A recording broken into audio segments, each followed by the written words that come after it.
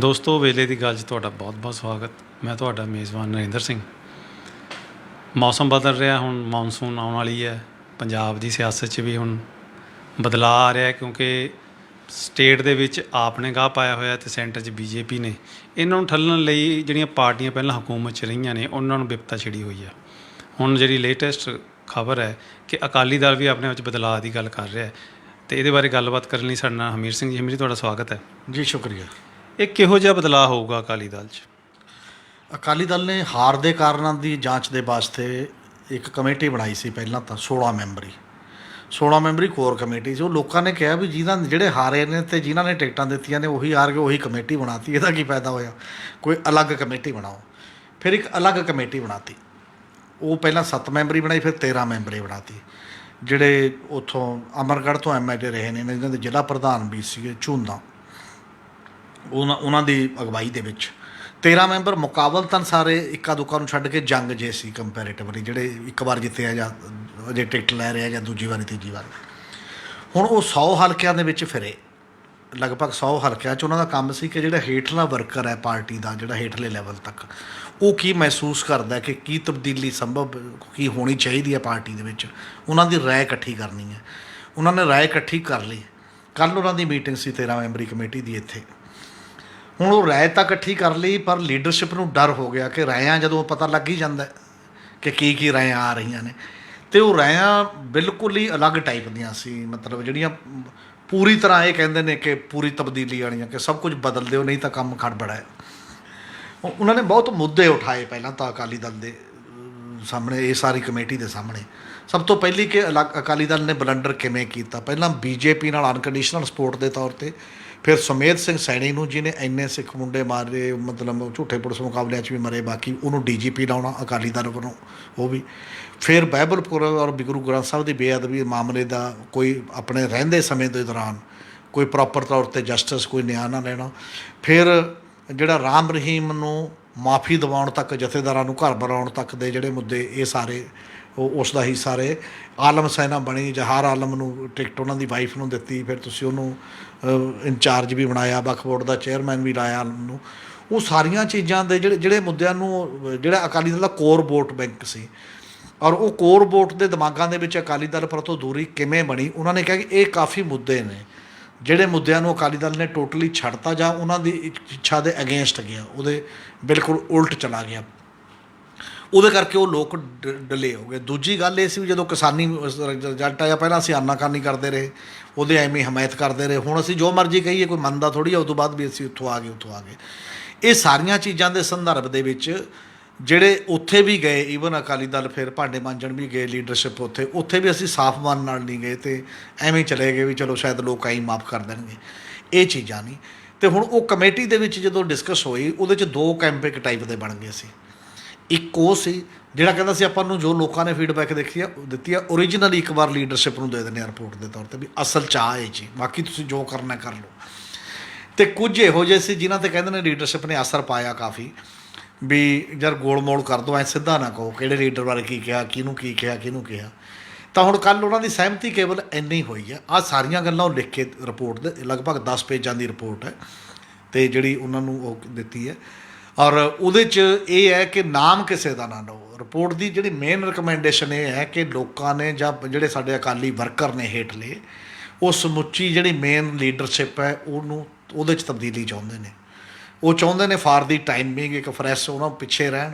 ਉਸ ਤੋਂ ਬਾਅਦ ਇੱਕ ਨਵੇਂ ਤਰੀਕੇ ਦੇ ਨਾਲ ਪਾਰਟੀ ਦੇ ਵਿੱਚ ਚੋਣ ਹੋਵੇ ਜਾਂ ਵੱਖ-ਵੱਖ ਲੋਕ ਆਉਣ ਮੁੱਦੇ ਲੈ ਕੇ, ਬਾਕੀ ਦੀ ਚੀਜ਼ਾਂ ਫਿਰ ਬਾਅਦ ਦੇ ਵਿੱਚ ਦੇਖੀ ਜਾਊਗੀ ਕਿ ਉਹ ਚੋਣਾਂ ਦੇ ਵਿੱਚ ਬਾਕੀ ਬੰਦਿਆਂ ਦਾ ਕੀ ਹੁੰਦਾ। ਉਹ ਸਾਰਾ ਅੱਜ ਕੋਰ ਕਮੇਟੀ ਦੀ ਮੀਟਿੰਗ 2 ਵਜੇ ਤੋਂ ਚੱਲ ਰਹੀ ਹੈ। ਹੋ ਸਕਦਾ 7 ਵੱਜਣ 10 ਵੱਜਣ, ਜਿਹਦੇ ਕੋਲ ਉਹ ਕਮੇਟੀ ਦੀ ਰਿਪੋਰਟ ਗਈ ਹੋਈ ਹੈ। ਹੁਣ ਉਸ ਨਾਲ ਪਰ ਉਹਨਾਂ ਨੇ ਇੱਕ ਐਡਵਾਈਸ ਇੰਨੀ ਕੁ ਜ਼ਰੂਰ ਲਿਖਤੀ ਸੀ ਜਵਾਨੀ ਤੌਰ 'ਤੇ, ਵੀ ਇਹਨੂੰ ਸੰਗਰੂਰ ਦੀ ਬਾਈ ਇਲੈਕਸ਼ਨ ਤੋਂ ਬਾਅਦ ਵਿਚਾਰ ਲਿਓ। ਜਿਹੜੀ ਇਹ ਰਿਪੋਰਟ ਹੈ ਸਾਡੀ, ਚਾਹੇ ਉਹਨਾਂ ਚਿਰ ਨਾ ਇਹਦੇ 'ਤੇ ਫੈਸਲਾ ਕਰੋ ਜੋ ਵੀ ਕਰੋ, ਪਰ ਗੱਲ ਤਾਂ ਇੱਥੇ ਕਰਨੀ ਪਏਗੀ। ਫੈਸਲਾ ਚਾਹੇ ਉਦੋਂ ਬਾਅਦ ਦਾ ਸਵਾਲ ਹੈ। ਹੁਣ ਕਿਹਾ ਇਹ ਜਾ ਰਿਹਾ ਅੰਦਰੋਂ, ਉਹ ਕਹਿੰਦੇ ਨੇ ਕਿਸੇ ਇੱਕ ਬੰਦੇ ਨੇ, ਮੈਂਬਰ ਨੇ ਇਹਨਾਂ ਦੇ ਨੇ ਜਿਹੜੀ ਕਮੇਟੀ ਦੇ, ਇੱਦੋਂ ਪਹਿਲਾਂ ਵੀ ਪ੍ਰਧਾਨ ਨੂੰ ਸ਼੍ਰੋਮਣੀ ਅਕਾਲੀ ਦਲ ਦੇ ਨੂੰ ਇਹ ਕਹਿਤਾ ਸੀ ਵੀ ਤੁਸੀਂ 6 ਮਹੀਨੇ ਥੋੜ੍ਹਾ ਜਿਹਾ ਪਿੱਛੇ ਹਟ ਜਾਓ, ਇੱਕ ਟਾਈਪ ਦੇ ਪ੍ਰਜੂਨੇ ਬਣ ਜੇ, ਅਤੇ ਉਦੋਂ ਬਾਅਦ ਚਾਹੇ ਆ ਜਾਓ, ਬਾਅਦ 'ਚ ਪਹਿਲਾਂ ਇੱਕ ਵਾਰ ਸਿਸਟਮ ਹੋ ਜੇ। ਉਹ ਕਹਿੰਦੇ ਨੇ ਉਹ ਨਾਰਾਜ਼ਗੀ ਇਸ ਲੈਵਲ ਦੀ ਦਿਖਾਈ ਜਾ ਰਹੀ ਹੈ ਕਿ ਫਿਰ ਉਹ ਕਹਿੰਦੇ ਨੇ ਵੀ ਬਾਦਲ ਪਰਿਵਾਰ ਪੂਰਾ ਛੱਡ ਕੇ ਜਾਊਗਾ ਪੋਲੀਟਿਕਸ, ਫਿਰ ਤਾਂ ਉਹ ਕਾਰੋਬਾਰ ਕਰੂਗਾ, ਆਪਣੇ ਚ ਕਰਾਊਗਾ, ਤੁਸੀਂ ਜਿਵੇਂ ਮਰਜ਼ੀ ਚਲਾਉਣੀ ਆ ਪਾਰਟੀ ਚਲਾ ਲਓ। ਤਾਂ ਇੱਕ ਧੜਾ ਪਾਰਟੀ 'ਚ ਫਿਰ ਇਹੋ ਜਿਹਾ ਹੈਗਾ ਜਿਹੜਾ ਕਹਿੰਦਾ ਵੀ ਉਹਨਾਂ ਤੋਂ ਬਿਨਾਂ ਬਾਦਲ ਪਰਿਵਾਰ ਤੋਂ, ਜਿਵੇਂ ਇਹ ਸੇਮ ਸਿਚੁਏਸ਼ਨ 'ਚ ਅਕਾਲੀ ਦਲ ਫਸਿਆ ਹੋਇਆ, ਜਿਵੇਂ ਕਾਂਗਰਸ ਫਸ ਗਈ। ਕਾਂਗਰਸ ਦੇ ਵਿੱਚ ਇੱਕ ਗਰੁੱਪ ਇਹ ਵੀ ਕਹਿੰਦਾ ਵੀ ਜਿੰਨਾ ਚਿਰ ਨਹਿਰੂ ਪਰਿਵਾਰ ਅਲੱਗ ਨਹੀਂ ਹੁੰਦਾ ਉਹਨਾਂ ਚਿਰ ਕਾਂਗਰਸ ਦਾ ਕੁਝ ਨਹੀਂ ਬਣਨਾ, ਪਰ ਨਾਲ ਦੀ ਨਾਲ ਵੱਡਾ ਗਰੁੱਪ ਇਹ ਵੀ ਕਹਿੰਦਾ ਵੀ ਨਹਿਰੂ ਪਰਿਵਾਰ ਤੋਂ ਬਿਨਾਂ ਫਿਰ ਸਹਿਮਤੀ ਕਿਹਦੇ 'ਤੇ ਹੁੰਦੀ ਹੈ, ਅਤੇ ਇਕੱਲੇ ਹੀ ਹਾਂ ਅਸੀਂ ਤਾਂ, ਮਤਲਬ ਜੇ ਪਾਰਟੀ ਨੂੰ ਏਕਤਾ 'ਚ ਰੱਖੀ ਹੋਈ ਹੈ, ਜੇ ਸਾਰੇ ਇਕੱਠੇ ਨੇ ਤਾਂ ਉਹੀ ਹੈ। ਇਸੇ ਤਰ੍ਹਾਂ ਹੁਣ ਅਕਾਲੀ ਦਲ ਸਾਹਮਣੇ ਵੀ ਇਹ ਕੁਐਸਚਨ ਹੈ ਕਿ ਜੇ ਬਾਦਲਾਂ ਨੂੰ ਤੁਸੀਂ ਹਟਾ ਦਿੰਦੇ ਹੋ ਤਾਂ ਕਿਹੜਾ ਜਿਹਦੇ 'ਤੇ ਸਹਿਮਤੀ ਹੁੰਦੀ ਹੈ ਕਿ ਤੂੰ ਪ੍ਰਧਾਨ ਹੈ, ਤੇਰੇ ਮੁਤਾਬਕ ਅਸੀਂ ਚੱਲਾਂਗੇ, ਅਤੇ ਜੇ ਨਹੀਂ ਹਟਾਉਂਦੇ ਤਾਂ ਵੀ ਉਹ ਮਾਮਲਾ ਉੱਥੇ ਹੀ ਖੜ੍ਹਾ ਹੈ। ਇਹ ਬਹੁਤ ਸੀਰੀਅਸ ਕੁਐਸਚਨ, ਇਤਿਹਾਸਕ ਤੌਰ 'ਤੇ ਇੱਕ ਬੜੇ ਕ੍ਰਾਈਸਿਸ 'ਚੋਂ ਗੁਜ਼ਰ ਰਹੀ ਪਾਰਟੀ ਹੈ। ਇੱਕ ਤਾਂ ਪਹਿਲਾਂ ਕ੍ਰਾਈਸਿਸ ਜੋ ਸੀ ਨਾ ਸਰਕਾਰ ਨਾਲ ਟੱਕਰ ਫਲਾਨਾ, ਉਹ ਵੱਡੇ ਕ੍ਰਾਈਸਿਸ ਨਹੀਂ, ਵੱਡਾ ਕ੍ਰਾਈਸਿਸ ਤੁਹਾਡਾ ਅੰਦਰੂਨੀ ਹੁੰਦਾ ਹਮੇਸ਼ਾ। ਅੰਦਰੂਨੀ ਸੰਕਟ ਨੂੰ ਹੁਣ ਕੁਛ ਡੀਲ ਕਿਵੇਂ ਕਰਨਾ ਹੈ, ਔਰ ਤਾਂ ਕਿ ਲੋਕਾਂ ਨੂੰ ਇਹ ਲੱਗੇ ਜਿਹੜੀ ਕਿ ਪੰਜਾਬ ਦੀ ਉਹ ਖੇਤਰੀ ਪਾਰਟੀ ਮੁੜ ਕੇ ਨਵੇਂ ਰੂਪ ਦੇ ਵਿੱਚ, ਨਵੇਂ ਐਨਰਜੀ ਨਾਲ, ਨਵੇਂ ਏਜੰਡੇ 'ਤੇ ਆ ਰਹੀ ਹੈ, ਤਾਂ ਕਿ ਲੋਕ ਉਹਦੇ ਨਾਲ ਦੁਬਾਰਾ ਇਸ ਤਰੀਕੇ ਆ ਸਕਣ।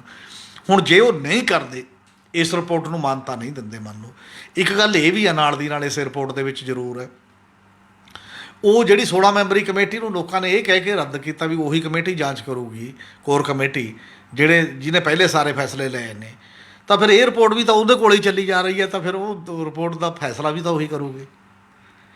ਔਰ ਇਹ ਕੀ ਕੋਈ ਜਨਰਲ ਇਜਲਾਸ ਲੋਕਾਂ ਦਾ ਸੱਦ ਕੇ, ਅਕਾਲੀ ਦਲ ਦਾ ਕੋਈ ਜਨਰਲ ਇਜਲਾਸ ਜਾਂ ਬਾਕੀ ਦੀਆਂ ਚੀਜ਼ਾਂ ਨੇ, ਉਹਦੇ ਵਰਕਰ ਸਾਹਮਣੇ ਕਹਿ ਸਕਣਗੇ, ਨਹੀਂ ਕਹਿ ਸਕਣਗੇ। ਇੱਕ ਵਾਰ ਤਾਂ ਚਿਹਰੇ ਤੋਂ ਦੂਰ ਤਾਂ ਗੱਲ ਕਰਨਾ ਹੋਰ ਗੱਲ ਹੁੰਦੀ ਹੈ, ਸਾਹਮਣੇ ਦਬਦਬਾ ਹੋਰ ਤਰੀਕੇ ਦਾ ਹੁੰਦਾ, ਕਿਉਂਕਿ ਪਾਰਟੀਆਂ ਦੇ ਵਿੱਚ ਬੰਦਿਆਂ ਨੇ ਟਿਕਟਾਂ ਲੈਣੀਆਂ, ਬਾਕੀ ਚੀਜ਼ਾਂ ਹੁੰਦੀਆਂ ਨੇ। ਹੁਣ ਇਹ ਸਾਰੇ ਦਾਇਰੇ ਦੇ ਵਿੱਚ ਇੱਕ ਗੱਲ ਕਲੀਅਰ ਹੈ ਕਿ ਜਨਤਕ ਪੱਧਰ ਦੇ ਉੱਤੇ ਵੱਡੇ ਅਕਾਲੀ ਸੈਕਸ਼ਨ ਦਾ ਜਿਹੜੇ ਵਰਕਰ ਨੇ ਉਹਨਾਂ ਦਾ ਇੱਕ ਕਲੀਅਰ ਕੱਟ ਇੱਕ ਰਾਏ ਜਿਹੜੀ ਕਮੇਟੀ ਗਈ ਆ ਵੱਖ-ਵੱਖ ਹਲਕਿਆਂ 'ਚੋਂ, ਜੋ ਉਹਦੇ ਕੋਲ ਫੀਡਬੈਕ ਆਈ ਹੈ, ਉਹ ਇਹ ਜ਼ਰੂਰ ਹੈ ਕਿ ਲੀਡਰਸ਼ਿਪ ਤਬਦੀਲੀ ਦੀ ਲੋੜ ਹੈ ਅਕਾਲੀ ਦਲ ਨੂੰ। ਫੈਸਲਾ ਅੱਗੇ ਹੁਣ ਫਾਈਨਲ ਇਹ ਤੋਂ ਬਾਅਦ ਹੋਣਾ। ਗੱਲ ਤਾਂ ਫਿਰ ਉੱਥੇ ਆ ਗਈ ਕਿ ਲੀਡਰਸ਼ਿਪ ਨੂੰ ਬਦਲਣ ਲਈ ਲੀਡਰਸ਼ਿਪ ਖੁਦ ਤਿਆਰ ਨਹੀਂ ਹੋਣੀ, ਅਤੇ ਗੱਲ ਉੱਥੇ ਰਹਿਣੀ ਹੈ। ਅਤੇ ਇੱਕ ਬੜੀ ਖੁਸ਼ਖਬਰੀ ਹੈ ਪੰਜਾਬ ਲਈ ਕਿ ਪੰਜਾਬ ਸਿੱਖਿਆ ਦੇ ਖੇਤਰ 'ਚ ਨੰਬਰ 1 ਆਇਆ। ਪਰ ਇਹ ਖੁਸ਼ਖਬਰੀ ਮੈਨੂੰ ਲੱਗਦਾ ਸਾਰੀ ਜਿਹੜੀ ਪਿਛਲੀ ਸਰਕਾਰ ਹੈ ਉਹਦੇ ਲਈ ਵਧਾਈ ਦੀ ਹੱਕਦਾਰ ਹੈ, ਕਿਉਂਕਿ ਨਵੰਬਰ ਦਾ ਸਰਵੇ ਹੈ ਅਤੇ ਹੁਣ ਆਪ ਦੀ ਸਰਕਾਰ ਹੈ। ਇਹ ਕਿਹੋ ਜਿਹਾ ਸਰਵੇ ਸੀ ਅਤੇ ਇਹਦੇ ਕੀ ਨਤੀਜੇ ਆਏ ਨੇ? ਇਹ ਅਚੀਵਮੈਂਟ ਸਰਵੇ ਹੈ ਕਿ ਪਿਛਲੇ ਸਮੇਂ 'ਚ ਖਾਸ ਤੌਰ 'ਤੇ ਕਰੋਨਾ ਤੋਂ ਬਾਅਦ, ਇਹ ਨਵੰਬਰ ਦਾ ਡੇਟਾ ਹੈ ਪਿਛਲੇ ਸਾਲ ਦਾ, ਕਿ ਕਿੱਥੇ ਸਾਡੀਆਂ ਸਟੇਟਾਂ ਖੜੀਆਂ ਨੇ, ਵੱਖ-ਵੱਖ ਸਟੇਟਾਂ। ਇੱਕ ਨੈਸ਼ਨਲ ਐਵਰੇਜ ਹੈ, ਇੱਕ ਸਟੇਟਾਂ ਦੀ ਹੈ। ਨੋਰਮਲੀ ਸਾਡੇ ਜਿਹੜਾ ਸਰਵੇ ਦਾ ਜ਼ਿਆਦਾ ਹਿੱਸਾ ਛਪਿਆ ਉਹ ਦਿੱਲੀ ਅਤੇ ਪੰਜਾਬ ਮਾਡਲ ਦੇ ਕ੍ਰਾਈਸਿਸ ਛਪਿਆ, ਕਿਉਂਕਿ ਪੰਜਾਬ ਦੇ ਵਿੱਚ ਇੱਕ ਗੱਲ ਬੜੀ ਜ਼ੋਰ ਸ਼ੋਰ ਨਾਲ ਪ੍ਰਚਾਰੀ ਗਈ ਸੀ ਕਿ ਦਿੱਲੀ ਮਾਡਲ ਐਜੂਕੇਸ਼ਨ 'ਚ ਅਤੇ ਹੈਲਥ 'ਚ ਅਸੀਂ ਲਾਗੂ ਕਰਾਂਗੇ। ਹੁਣ ਐਤਕੀ ਇਹਨਾਂ ਨੇ ਕਹਿਤਾ, ਪਿੱਛੇ ਤਾਂ ਜਿਹੜਾ ਇੱਕ ਸਰਵੇ ਆਇਆ ਸੀ ਪੰਜਾਬ ਇਨਫਰਾਸਟਰਕਚਰ ਦੇ ਵਿੱਚ ਇਹਦਾ ਨੰਬਰ ਨੇੜੇ ਆ ਗਿਆ ਸੀ, ਕਾਫੀ ਵਧੀਆ। ਉਹ ਗੱਲ ਦਿਖਾਈ ਵੀ ਦਿੰਦੀ ਸੀ, ਉਹ ਇਸ ਲਈ ਦਿਖਾਈ ਦਿੰਦੀ ਸੀ ਕਿਉਂਕਿ ਪੈਸਾ ਸਿੱਧਾ ਸਕੂਲਾਂ ਤੱਕ ਜਾਂਦਾ ਰਿਹਾ, ਰਸਤੇ 'ਚ ਰੁਕਿਆ ਨਹੀਂ। ਡਾਇਰੈਕਟਲੀ ਜਿੰਨਾ ਚਿਰ ਪ੍ਰਿੰਸੀਪਲ ਸੈਕਟਰੀ ਕ੍ਰਿਸ਼ਨ ਕੁਮਾਰ ਸੀ ਅਤੇ ਡਾਇਰੈਕਟਲੀ ਦਿੰਦੇ ਰਹੇ ਅਤੇ ਉੱਥੇ ਖਰਚ ਹੋ ਗਿਆ ਅਤੇ ਉਹ ਬਿਲਡਿੰਗਾਂ ਬਣ ਗਈਆਂ ਨਾ। ਪਰ ਨਾਲ ਲੋਕ ਫਿਰ ਇਹ ਕਹਿੰਦੇ ਸੀ ਕਿ ਤੁਸੀਂ ਹਾਰਡਵੇਅਰ ਤਾਂ ਬਣਾ ਲਿਆ, ਪਰ ਅੰਦਰ ਪੜ੍ਹਾਈ ਤਾਂ ਹੋ ਨਹੀਂ ਰਹੀ। ਸੌਫਟਵੇਅਰ ਦਾ ਕੰਮ ਹੈ ਨਾ, ਬੱਚੇ ਉੱਥੇ ਇਕੱਲੀ ਬਿਲਡਿੰਗ ਲਈ ਨਹੀਂ ਪੜ੍ਹਨ ਵੀ ਜਾਂਦੇ ਨੇ, ਔਰ ਪੜ੍ਹਾਈ ਕਿੰਨੀ ਹੋ ਰਹੀ ਹੈ ਇਹਦਾ ਕੁਐਸਚਨ ਹੈ। ਐਤਕੀ ਇੰਟਰਸਟਿੰਗ ਗੱਲ ਇਹ ਹੈ ਕਿ ਸਰਵੇ ਇਹ ਕਹਿ ਰਿਹਾ ਕਿ ਨੈਸ਼ਨਲ ਐਵਰੇਜ ਤੋਂ ਤਾਂ ਉੱਪਰ ਹੈ ਹੀ ਹੈ, ਇਹ ਦਿੱਲੀ ਤੋਂ ਵੀ ਬਾਕੀਆਂ ਤੋਂ ਉੱਪਰ ਹੈ। ਔਰ ਈਵਨ ਹਿਸਾਬ ਔਰ ਗਣਿਤ ਦੇ ਮਾਮਲੇ ਦੇ ਵਿੱਚ ਮਤਲਬ ਨੰਬਰ 1 ਹੈ ਪੰਜਾਬ, ਕਹਿੰਦੇ ਇੱਥੇ ਜਵਾਕਾਂ ਨੂੰ ਕਾਫੀ ਜ਼ਿਆਦਾ ਉਹ ਮਿਲੀ ਹੈ। ਪਰ ਇੱਕ ਗੱਲ ਹੋਰ ਹੈ ਇਹਦੇ 'ਚ ਟੈਕਨੀਕਲ, ਉਹ ਗੱਲ ਇਹ ਹੈ ਵੀ ਇਹ ਇਕੱਲੇ ਸਰਕਾਰੀ ਸਕੂਲਾਂ ਦਾ ਸਰਵੇ ਨਹੀਂ ਹੈ, ਇਹ ਸਾਰੇ ਪ੍ਰਾਈਵੇਟ ਸਕੂਲ ਵੀ ਨੇ, ਇਹ ਸਾਰੇ ਦੂਜੇ ਸੈਂਟਰਲ ਸਕੂਲ ਵੀ ਨੇ। ਓਵਰਆਲ ਇਹ ਇੱਕ ਸਰਵੇ ਜਿਹੜਾ ਹੈ, ਹਾਂ ਕਿਤੇ ਨਾ ਕਿਤੇ ਇੱਕ ਗੱਲ 'ਚ ਜ਼ਰੂਰ ਫਰਕ ਦਿਖਾਈ ਦੇ ਸਕਦਾ ਥੋੜ੍ਹਾ ਜਿਹਾ, ਕਿਉਂਕਿ ਕਰੋਨਾ ਦੇ ਦੌਰ ਦੇ ਵਿੱਚ ਬਹੁਤ ਵੱਡੇ ਪੱਧਰ 'ਤੇ ਜਿਹੜੇ ਲੋਕਾਂ ਦੀਆਂ ਆਮਦਨਾਂ ਘਟੀਆਂ ਨੇ। 84% ਲੋਕਾਂ ਦੀ ਆਮਦਨ ਘਟੀ ਹੈ। ਬਹੁਤ ਗਰੀਬ ਸੈਕਸ਼ਨ ਵੀ ਹੈ ਬੜਾ ਵੱਡੇ ਪੱਧਰ 'ਤੇ, ਜਿਨ੍ਹਾਂ ਦੇ ਬੱਚਿਆਂ ਕੋਲ ਨਾ ਤਾਂ ਔਨਲਾਈਨ ਪੜ੍ਹਾਈ ਦੇ ਵਾਸਤੇ ਸਮਾਰਟਫੋਨ ਸੀ, ਜੇ ਸਮਾਰਟਫੋਨ ਸੀ ਤਾਂ ਡਾਟਾ ਨਹੀਂ ਸੀ, ਡਾਟਾ ਸੀਗਾ ਕਿਤੇ ਨੈੱਟ ਠੀਕ ਨਹੀਂ ਚੱਲਦਾ ਹੋਣਾ, ਬੱਚੇ ਇੱਕ ਤੋਂ ਵੱਧ ਨੇ ਕਈ ਟਾਈਪ ਦੇ। ਪੰਜਾਬ ਦੇ ਵਿੱਚ ਜਿਹੜੀ ਮੋਬਾਈਲਾਂ ਦੀ ਤਾਦਾਦ ਹੈ, ਜਾਂ ਪੰਜਾਬ ਦਾ ਜਿਹੜਾ ਖੇਤੀਬਾੜੀ 'ਤੇ ਨਿਰਭਰ ਹੋਣਾ, ਕਿਉਂਕਿ ਖੇਤੀ ਇੱਕੋ ਇੱਕ ਸੈਕਟਰ ਰਹੀ ਹੈ ਜਿਹੜਾ ਇਸ ਸਾਰੇ ਕਰੋਨਾ ਦੇ ਦੌਰਾਨ ਠੀਕ ਠਾਕ ਰਹਿ ਗਈ ਬਾਕੀ ਦੇ ਧੰਦਿਆਂ ਦੇ ਮੁਕਾਬਲੇ। ਉਹਦੇ ਨਾਲ ਕੁਝ ਹੱਦ ਤੱਕ ਬੱਚਿਆਂ ਨੂੰ ਉਨੀ ਕੁ ਪੜ੍ਹ ਗਏ, ਉਨੇ ਕੁ 'ਚੋਂ ਟੈਸਟ 'ਚੋਂ ਸ਼ਾਇਦ ਉਹ ਪਾਸ ਹੋ ਗਏ, ਹੋ ਸਕਦਾ। ਇਹਦੇ 'ਚ ਕੋਈ ਤੱਥ ਨਹੀਂ ਹੈ ਮੈਂ ਐਮ ਕਰਕੇ, ਪਰ ਮੇਰੀ ਇੱਕ ਲੌਜਿਕ ਹੈ, ਮੈਨੂੰ ਲੱਗਦਾ ਕਿ ਇਹ ਸੰਭਾਵਨਾ ਮੁਕਾਬਲਤਨ ਜਦੋਂ ਅਸੀਂ ਨੰਬਰ ਆਫ ਮੋਬਾਈਲ 'ਚ ਦੇਖਦੇ ਹਾਂ, ਬੱਚਿਆਂ ਦੀ ਗਿਣਤੀ ਪਰ ਪਰਿਵਾਰ ਦੇਖਦੇ ਹਾਂ, ਔਰ ਇਸ ਤਰੀਕੇ ਦੇ ਨਾਲ ਉਹਨਾਂ ਦੀ ਖਰੀਦ ਸ਼ਕਤੀ ਦਾ ਜਿਹੜਾ ਇੱਕ ਪੱਧਰ ਹੈ ਉਹਦੇ ਨਾਲ ਦੇਖਦੇ ਹਾਂ ਸ਼ਾਇਦ ਮਾੜਾ ਮੋਟਾ ਕੋਈ ਫਰਕ ਪਿਆ ਹੋਵੇ। ਪਰ ਪੰਜਾਬ ਦੇ ਲੋਕਾਂ ਨੂੰ ਇੱਕ ਗੱਲ ਹਾਸ ਹੋ ਜਾਣੀ ਇਹ ਲੱਗਦੀ ਵੀ ਜੇ ਪੰਜਾਬ ਮੈਥ ਦੇ ਵਿੱਚ ਤੇ ਬਾਕੀ ਚਾਰ ਸਬਜੈਕਟ ਹੈ, ਤੀਜੀ 5ਵੀਂ 8ਵੀਂ ਤੇ 10ਵੀਂ ਦਾ ਸਰਵੇ ਹੈ, ਨੰਬਰ 1 ਹੈ, ਤਾਂ ਦੇਸ਼ ਦਾ ਹਾਲ ਕੀ ਹੋਊਗਾ ਵਿੱਦਿਆ ਦਾ ਓਵਰਆਲ। ਪੰਜਾਬ 'ਚ ਤਾਂ ਆਪਾਂ ਰੋਜ਼ ਦੇਖਦੇ ਹਾਂ ਨਾ ਵੀ ਹਾਲ ਕੋਈ ਬਹੁਤਾ ਵਧੀਆ ਨਹੀਂ ਹੈ ਦੇਖਣ ਨੂੰ। ਹੁਣ ਅਗਲੀ ਗੱਲ ਇਹ ਹੈ ਕਿ ਇੱਕ ਜਿਹੜੇ ਵੱਡੇ ਸਵਾਲ ਨੇ, ਵੱਡੇ ਸਵਾਲਾਂ ਨੂੰ ਕੋਈ ਐਡਰੈਸ ਹੀ ਨਹੀਂ ਕਰ ਰਿਹਾ, ਨਾ ਇਹ ਸਰਵੇ ਕਰਦਾ ਅਤੇ ਨਾ ਖੈਰ ਹੋਰ ਲੋਕ ਇਹ ਡਿਬੇਟ 'ਚ। ਉਹ ਕਹਿੰਦੇ ਨੇ ਦਿੱਲੀ ਮਾਡਲ ਨਾਲੋਂ ਕੱਲ੍ਹ ਦੇ ਸਾਡੇ ਵਿਰੋਧੀ ਧਿਰ ਦੇ ਆਗੂਆਂ ਨੇ ਬੜੇ ਬਿਆਨ ਦਿੱਤੇ ਨੇ, ਅਕਾਲੀ ਦਲ ਵੱਲੋਂ ਵੀ ਡਾਕਟਰ ਦਲਜੀਤ ਸਿੰਘ ਚੀਮਾ ਨੇ ਦਿੱਤਾ ਕਿ ਪੰਜਾਬ ਦਾ ਮਾਡਲ ਦੇਖੋ, ਉਹ ਤਾਂ ਸਾਡੀਆਂ ਪੁਰਾਣੀਆਂ ਸਰਕਾਰਾਂ ਨੇ ਕੰਮ ਕੀਤਾ ਹੋਇਆ ਨਾ, ਦਿੱਲੀ ਐਵੇਂ ਮਾਰ ਰਿਹਾ ਆਪਣਾ, ਦਿੱਲੀ ਦਾ ਤਾਂ ਕੁਝ ਨਹੀਂ ਹੈ। ਇਸੇ ਤਰ੍ਹਾਂ ਪ੍ਰਤਾਪ ਬਾਜਵਾ ਨੇ ਵੀ ਦਿੱਤਾ, ਵੱਖ-ਵੱਖ ਟਾਈਪ ਦੇ ਲੋਕ ਇਹ ਦਿੰਦੇ ਰਹੇ ਨੇ। ਪਰ ਮੈਨੂੰ ਲੱਗਦਾ ਮਾਡਲ ਕੀ ਹੁੰਦਾ, ਮਾਡਲ ਦੀ ਪਰਿਭਾਸ਼ਾ ਦਾ ਵੀ ਯੋਗਦਾਨ। ਕੀ 2020 ਦੀ ਐਜੂਕੇਸ਼ਨ ਪਾਲਿਸੀ ਜਦੋਂ ਲਾਗੂ ਹੋਏਗੀ ਉਹ ਮਾਡਲ ਕ੍ਰੀਏਟ ਕਰੇਗੀ, ਉਹ ਇੱਕ ਮਾਡਲ ਹੈ, ਜਾਂ ਮਾਡਲ ਇਹ ਹੈ ਕਿ ਪਾਲਿਸੀ ਆਪਣੀ ਜਗ੍ਹਾ ਰਹੇ ਜੇ ਆਪਾਂ ਮਾੜਾ ਮੋਟਾ ਕੋਈ ਤੁੱਤ ਫੁੱਤ ਇੱਧਰ ਉੱਧਰ ਕਰਕੇ ਕਰ ਲਈਏ। ਹੁਣ ਉਹ ਐਜੂਕੇਸ਼ਨ ਪਾਲਿਸੀ ਜਿਹੜੀ ਆ ਰਹੀ ਹੈ ਜਿਹਦੇ 'ਚ ਵਿੱਦਿਆ ਦਾ ਨਿੱਜੀਕਰਨ ਵੀ ਵੱਧ ਰਿਹਾ ਅਤੇ ਜਿਹਦੇ 'ਚ ਵਿੱਦਿਆ ਦਾ ਵਪਾਰੀਕਰਨ ਵੀ ਵੱਧ ਰਿਹਾ। ਨਿੱਜੀਕਰਨ ਅਤੇ ਵਪਾਰੀਕਰਨ ਵਧਣ ਦੇ ਨਾਲ ਲੋਕਾਂ ਨੂੰ ਪ੍ਰਾਈਵੇਟ ਸਕੂਲਾਂ ਦੀਆਂ ਫੀਸਾਂ ਦੇਣ ਦੇ ਲਈ ਬਹੁਤ ਵੱਡਾ ਸੈਕਸ਼ਨ ਜਿਹੜਾ ਮਿਡਲ ਕਲਾਸ ਦਾ ਸੀ ਉਹ ਵੀ ਮੁਸ਼ਕਲ ਮਹਿਸੂਸ ਕਰ ਰਿਹਾ, ਕਿਉਂਕਿ ਉਨੀ ਆਮਦਨ ਨਹੀਂ ਵੱਧ ਰਹੀ, ਬਲਕਿ ਉਹਨਾਂ ਦੀ ਆਮਦਨ ਘਟੀ ਹੈ ਕਰੋਨਾ ਦੇ ਦੌਰ ਦੇ ਦੌਰਾਨ। ਔਰ ਉਹ ਫੀਸਾਂ ਦੇ ਵਧਣ ਦੇ ਖਿਲਾਫ ਐਜੀਟੇਸ਼ਨਾਂ ਵੀ ਹੋਈਆਂ ਨੇ, ਆਪਾਂ ਪੰਜਾਬ 'ਚ ਵੀ ਦੇਖਿਆ ਬੜੇ ਵੱਡੇ ਪੱਧਰ ਦੇ ਉੱਤੇ। ਫਿਰ ਉਹਨਾਂ 'ਚੋਂ ਬੱਚੇ ਸਰਕਾਰੀ ਸਕੂਲਾਂ 'ਚ ਸ਼ਿਫਟ ਹੋ ਗਏ, ਮਤਲਬ ਚਾਹੇ ਅਸੀਂ ਕਹੀ ਜਾਈਏ ਸਰਕਾਰੀ ਸਕੂਲਾਂ 'ਚ ਵਧੀਆ ਹੋਣ ਕਰਕੇ ਸ਼ਿਫਟ ਹੋ ਜਾਏ, ਪਰ ਉਹ ਮੈਨੂੰ ਲੱਗਦਾ ਪੈਸਾ ਉਹਨਾਂ ਲਈ ਬੜਾ ਇੰਪੋਰਟੈਂਟ ਚੀਜ਼ ਸੀ ਕਿ ਉੱਧਰਲੇ ਪਾਸੇ ਉਹ ਸ਼ਿਫਟ ਹੋ ਰਹੇ ਨੇ, ਬੜੀ ਗੱਲ। ਅਤੇ ਅਗਲੀ ਗੱਲ ਇਹ ਹੈ ਕਿ ਜੇ ਸਕੂਲ ਐਵੇਂ ਹੀ ਦਰਜਾਬੰਦੀ 'ਚ ਰਹਿਣੇ ਨੇ, ਗਰੀਬ ਦਾ ਸਕੂਲ ਹੋਰ, ਅਮੀਰ ਦਾ ਹੋਰ, ਸ਼ਹਿਰ ਦੇ ਸਕੂਲ ਦਾ ਸਟੈਂਡਰਡ ਹੋਰ, ਪਿੰਡ ਦੇ ਦਾ ਹੋਰ, ਜਿਹੜਾ ਰਿਮੋਟ 'ਚ ਜਮ੍ਹਾਂ ਬਾਰਡਰ 'ਤੇ ਬੈਠਾ ਉਹਦਾ ਹੋਰ, ਟੀਚਰ ਉੱਥੇ ਇੱਕ ਹੈ, ਬੱਚਾ 200 ਹੈ, ਮੋਹਾਲੀ ਦੇ ਸਕੂਲ ਦੇ ਵਿੱਚ ਬੱਚਾ 200 ਹੈ, ਟੀਚਰ 40 ਹੋ ਸਕਦੇ ਨੇ, ਕੋਈ ਰੈਸ਼ਨਲਾਈਜੇਸ਼ਨ ਨਹੀਂ, ਕੋਈ ਕੁਛ ਨਹੀਂ ਹੈ। ਉਹ ਵੱਡੇ ਕੁਐਸਚਨ ਜਿਹਨੂੰ ਹੱਲ ਫਿਰ ਸਿਲੇਬਸ ਦੇ ਕੁਐਸਚਨ ਨੇ। ਸਿਲੇਬਸ ਸੈਂਟਰਲਾਈਜ਼ ਹੋ ਗਿਆ ਸਾਰਾ 2020 ਦੀ ਪਾਲਿਸੀ 'ਚ ਵੀ, ਉਦੋਂ ਪਹਿਲਾਂ ਵੀ। ਅਤੇ ਜੇ ਉਹ ਸੈਂਟਰਲਾਈਜ਼ ਹੋ ਗਿਆ ਤਾਂ ਜਿਹਦਾ ਰੋਜ਼ ਰੌਲਾ ਪੈਂਦਾ ਕਿ ਸਾਡਾ ਸੱਭਿਆਚਾਰ, ਸਾਡੀ ਬੋਲੀ, ਸਾਡਾ ਵਿਰਸਾ ਸਾਡਾ ਤਾਂ ਜਾ ਨਹੀਂ ਸਕਦਾ, ਉਹਦੇ 'ਤੇ ਨਹੀਂ ਗੱਲ ਹੋ ਰਹੀ।